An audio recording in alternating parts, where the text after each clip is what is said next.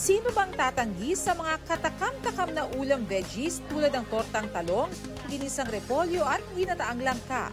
Samahan pa ng mga matamis at refreshing na prutas tulad ng ponkan, mangga, pakwan, avocado at mansanas. Mapapa-healthy living ka talaga sa sarap na mga pagkain yan. Pero alam mo bang bukod sa mga tipikal na gulay at prutas, marami pang pagkain lokal na matatagpuan sa Pilipinas?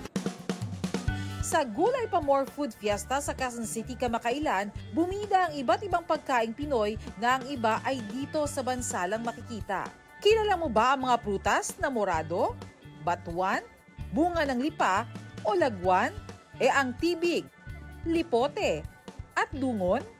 Merong ding mga lokal na gulay tulad ng alibangbang, kulitis, kalyas, bawang Ilocos at kadyos. Hindi magpapahuli ang mga local seaweeds tulad ng pokpoklo, kulot at gamit. At samot-saring pampalasa na baka di nyo pa nagagamit. Sandamakmak din ang indigenous crops, pati na ang mga kakaibang recipe mula sa mga chef at food merchants. Si Patrick nauna ng tikman ng nut egg at creamy mushroom sandwich spread. Pero same yung lasa, mas malinamnam, creamy, tsaka alam mong masustansya siya. Sina cookie at honey naman, hindi pinalagpas ang iba't ibang flavors ng ice cream. Yung isa ay lipote cheesecake, tapos yung isa ay cacao kasoy crema, yung isa ay sampinit kalabasa seeds, balita-naw coconut, kalingang pili, at panucha caramel crunch. Hindi lang simpleng ipagdiwang, kundi balikan dahil ang kalagayan ng mga katutubong gulay natin ay marami dito ay hindi nakilala at unti-unti nang naglalaho dahil sa iba't ibang mga salik. Layon din ang programa na isulong at ipakilala ang mga produkto ng sektor ng agrikultura at para na rin makatulong sa food security ng bansa. Dito kasi sa Pilipinas, we're experiencing food insecurity at kailangan natin punan ito. Bukod pa doon, we're losing so many parts of our food heritage. Welcome to the graduation ceremony of kindergarten school year 2023-2024. I am Maverick Cyrus Mananga Buhayo, and on behalf of my friends and classmates, we welcome you all to this wonderful event. This is my moment.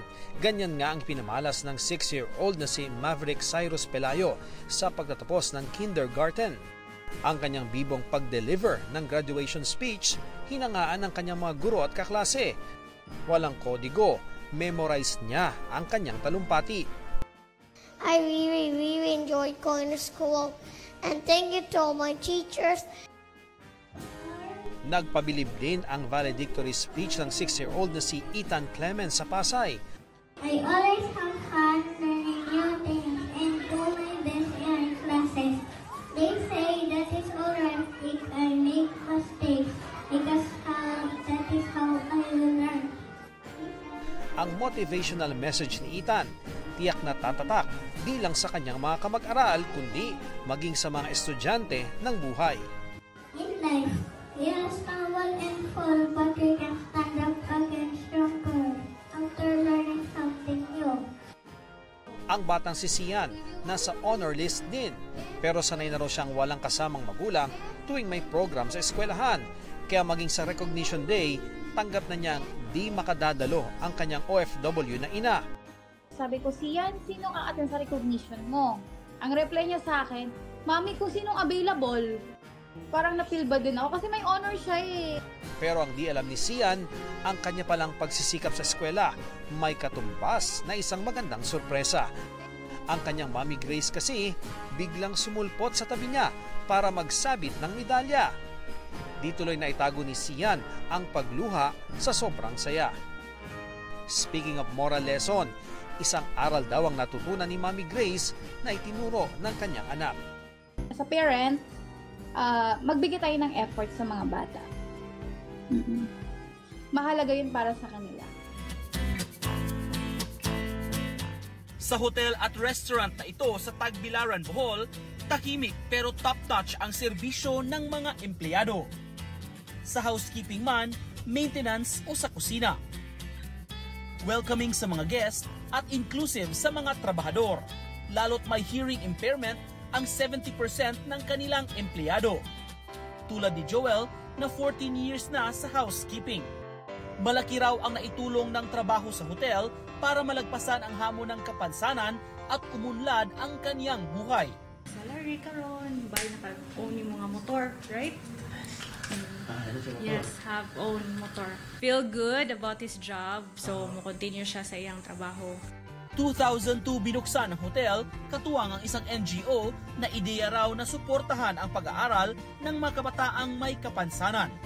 Aside from being an employment project, kita nato diri sa Dow Diamond are donated to the organization back to IDEA to support the educational program.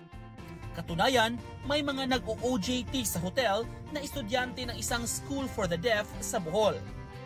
Sign language man ang paraan ng pag-uusap ng mga empleyado, pagdating sa mga guest, magiliw sila at nalalapitan. Pwedeng isulat sa papel ng mga guest ang gustong sabihin sa kanila. Nakaalalay rin naman ang kanilang supervisor at front desk staff na hearing able o nakaririnig.